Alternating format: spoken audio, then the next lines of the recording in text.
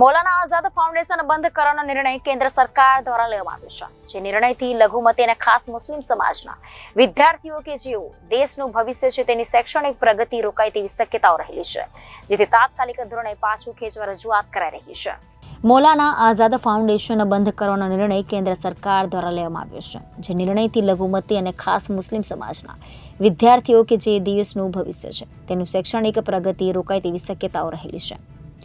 મૌલાના આઝાદ ફાઉન્ડેશનની રચના દ્વારા લઘુમતી સમુદાય લોકો સાથે મુસ્લિમ સમાજના વિદ્યાર્થીઓ સમાંતરે શૈક્ષણિક વિકાસ થાય તે હેતુથી આ ફાઉન્ડેશન દ્વારા આર્થિક રીતે સહાયરૂપ બની દેશના અનેક મુસ્લિમ વિદ્યાર્થીઓને પોતાનું ભવિષ્ય ઉજ્જવળ બનાવ્યું છે અને અનેક મુસ્લિમ વિદ્યાર્થીઓ માટે આ ફાઉન્ડેશન આશાસ્પદ છે। તેવામાં આ ફાઉન્ડેશનને બંધ કરવાનો નિર્ણય આજના આધુનિક યુગમાં મુસ્લિમ સમુદાયના યુવાનો યુવતીઓ પોતાના શૈક્ષણિક લક્ષ્યમાં પાછળ રહી જાય તેવી ભીતિ છે। આ ફાઉન્ડેશન દ્વારા લઘુમતી વિદ્યાર્થીઓ મોટા પ્રમાણમાં શિષ્યવૃત્તિ મેળવી રહ્યા છે અને સાથે આર્થિક અને શૈક્ષણિક રીતે પછાત લઘુમતી સંસ્થાઓ પણ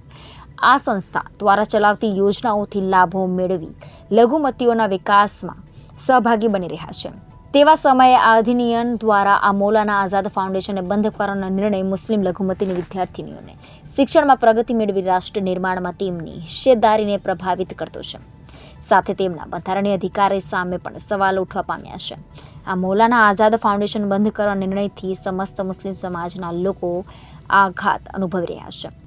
જેથી મૌલાના આઝાદ ફાઉન્ડેશનને બંધ કરવાના આદેશને તરત જ અસરથી પરત ખેંચી લેવા રજૂઆત કરવામાં આવી રહી છે। મારું નામ સાદિકભાઈ મનપસંદ, મુસ્લિમ એકતા મંચ ભાવનગર જિલ્લા પ્રમુખ। આજરોજ અમે કલેક્ટરશ્રીને આવેદનપત્ર પાઠવવા માટે આવ્યા છીએ કે જે મૌલાના આઝાદ ફાઉન્ડેશન તરફથી સ્કોલરશિપ આપવામાં આવતી હતી, જે સરકારશ્રીએ નિર્ણય લીધો છે, જે કેન્દ્ર સરકારે, કે એ ફાઉન્ડેશનની સ્કોલરશિપ લઘુમતી સમાજના વિકાસ માટે થઈને વપરાતી હોય છે, તો એ બંધ કરવાનો નિર્ણય જે લીધો છે, તો અમે આજરોજ કલેક્ટર સાહેબશ્રીને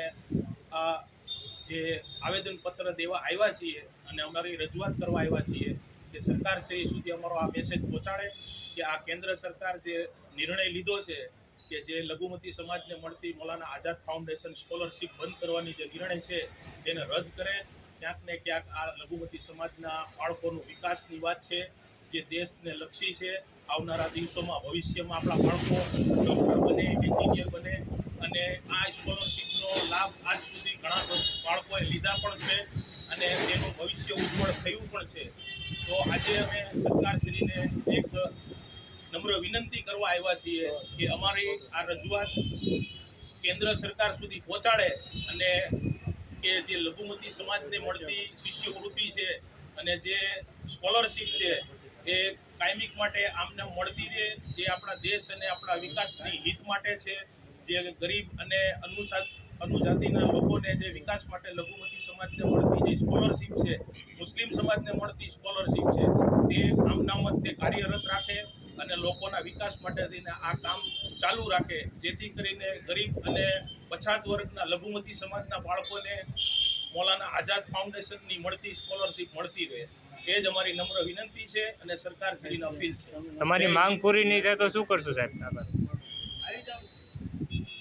તમારી માંગ પૂરી નહીં થાય તો શું આગળ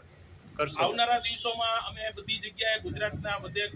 કલેક્ટર ઓફિસ ઉપર જઈને આવેદનપત્ર મુસ્લિમ એકતા મંચે પાઠવ્યું છે અને સરકારશ્રીને એ જ અમારી રજૂઆત પણ રહેશે વારંવાર કે મુસ્લિમ સમાજ અને લઘુમતી સમાજ, જેની અંદર બધા સમાજનો સમાવેશ થાય છે, એ સમાજના લોકોને જે હિતમાં મળતી સ્કોલરશિપ કે એને મળતી જે કોઈ પણ જાતની માહિતી છે અને કોઈ પણ જાતનો જે લાભ છે એ આમને મળતો રહે અને એની માટે થઈને અમે હંમેશા તત્પર કાર્યરત રહેશું। આવનારા દિવસોમાં પણ જો સરકારશ્રી અમારી વાતને નહીં માને અને નહીં સાંભળે તો અમે લોકોની માટે થઈને વારંવાર આ રજૂઆત કરતા રહેશું અને લોકો સામે આવીને અમારી રજૂઆત કરતા રહેશું। કેમેરામેન રસુલભાઈ સૈયદ સાથે રિપોર્ટર ફિરોઝ મલિક, જનાદેશ ન્યૂઝ, ભાવનગર।